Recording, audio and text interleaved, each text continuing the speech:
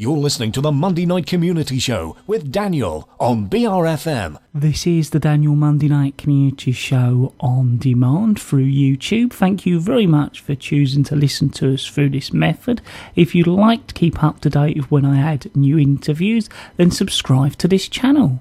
So we're now going to be joined with Laura and Louise on the telephone. Of course, you may remember we worked with them on the Art Transmission project, and I thought we'd catch up with them to see what they're up to now. Firstly, thank you very much for talking to us. Thank you for inviting us, Daniel. I was hoping you could update our listeners on what you're working on at the moment. Yes, certainly. Well, we're currently working on Rochester Riverside in Medway on a temporary public art project along Rochester Riverside. And we have 6 artists that have been commissioned, and they are working in pairs along Rochester Riverside to produce some temporary artwork. We have Stuart Bowditch, who's a sound artist, working with Christopher Sacra, who's a sculptor, Daisy Farris, who's a dancer, working with Nicola Flower, who works in textiles and illustration, and finally Caitlin Heffernan and Jane Pitt, who are working with sound and installation. So it's quite exciting. They've only got to know each other in December this year, January, and since then they've been collaborating to produce some work that's in response to Rochester Riverside itself. I was going to say, how does that work, sort of 2 artists working together from different areas and also not knowing each other? Exactly. Well, a couple of them are local. So Christopher has got a studio at Nucleus Gallery, and Jane herself is based along between Chatham and Rochester, so she knows the area quite well, and that's been really helpful. And Nicola Flower's based in Maidstone, and so she knows the area and teaches at UCA in Rochester as well. So they are familiar, but getting to know the site in depth has been quite interesting. And really, we've just had to allow them to have time to get to know each other and to develop their work. Of course, they all have different practices as well, so it's working out how they would produce some work together, which has been really interesting. So have that to produce something to a particular theme, or has it just been a case of them working on their own areas to produce something? Well, it's very much about regeneration of the site. So whilst there was some regeneration that took place in pre-2008, it has stopped for a while, so there's a limited amount of development that's taken place on the site. It's pretty empty, and since then people have used the site. There's dog walkers, there's roller skaters, there's general walkers, and then Hyde Housing have accommodation, and UCA student accommodation is on the site. But apart from that, it's pretty bare, and development is about to start again towards the end of this year. But before that happens, we thought we'd bring these artists back onto the site and start to animate the area. So it really is sort of looking at it as it is now and then looking forward to what regeneration is going to take place on that site. So it's about getting people thinking about that site again, where it's sort of come to a halt before it's regenerated. Very much so, yeah, and celebrating how it's used at the moment as well. So as I said, we've been working quite closely with Rochester Riverside roller skaters and also Hyde Housing, the residents that currently live there, who, you know, they're all quite excited about what's coming, and it's just been working with that community while they're currently using it. Have there been any interesting outcomes or things that you found out with the artists that you didn't think would happen when you started the project?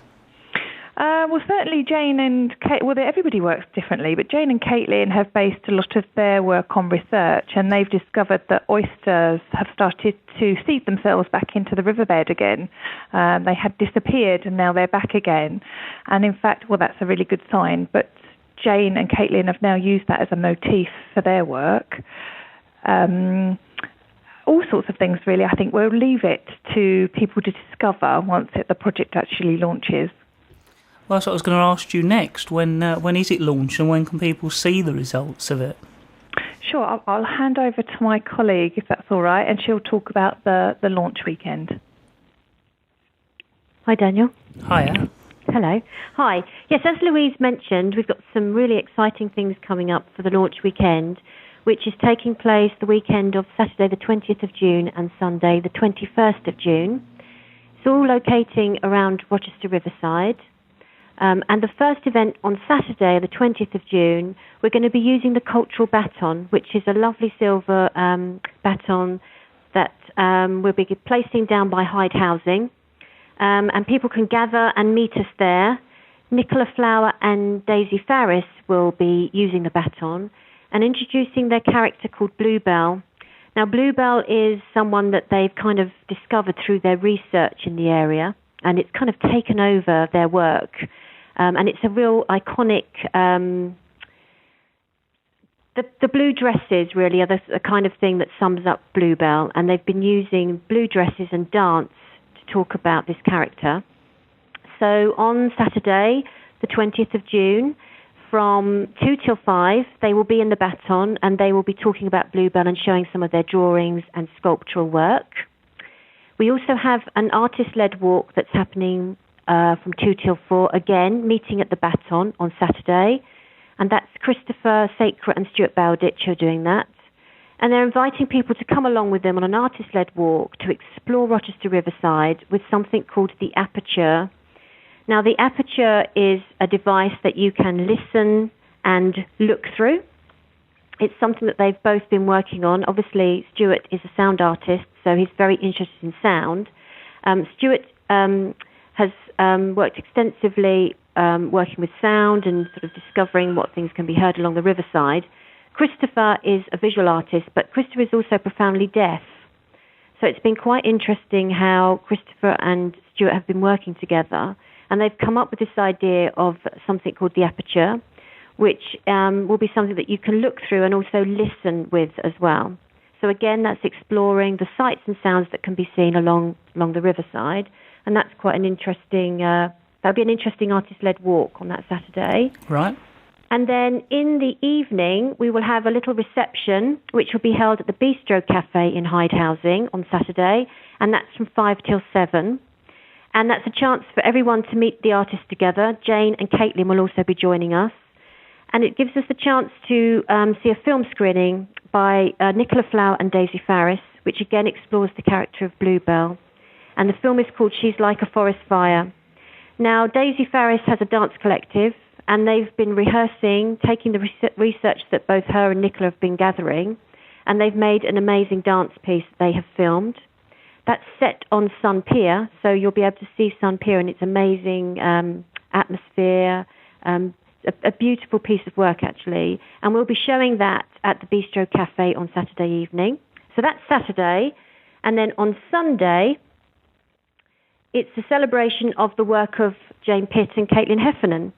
So on Saturday, there's some floor-based artwork that will be happening, again, meeting at the Baton, 1:30 till 3:30. Jane and Caitlin are inviting people to come along on roller skates, scooters, pushchairs, wheelchair users, to explore the text and floor-based work, the drawings. They'll be going all along Rochester Riverside Pathway. So that's a really interesting and really exciting thing to get involved in. People must come down and meet Jane and Caitlin to get on with it. But it's quite a packed weekend, I think you agree. We're really excited about it. And it's something that people can get a flavour of what's been happening, really, through the artist's research. So if our listeners would like to find out more, is there somewhere they can look online a little bit about it before they go along? Yeah, there is. We have a Facebook page, which people can come and have a look on. I'm just trying to find the address. Hang on with me. So the Facebook page is www.facebook.com/Insight Public Art Project. And if you look on there, you'll see some of the events that are happening. Everything is free, so there's no booking required. You can also find us on Twitter. So that's #Insight2015. Plus, you can also find us on our own website, which is www.francisnight.co.uk, and there'll be information on that. Well, as always, I'd like to thank you very much for updating us on what you're working on at the moment. Thank you very much. It's lovely to talk to you, Daniel, and hope to see some of your listeners down there on the weekend. Thanks very much.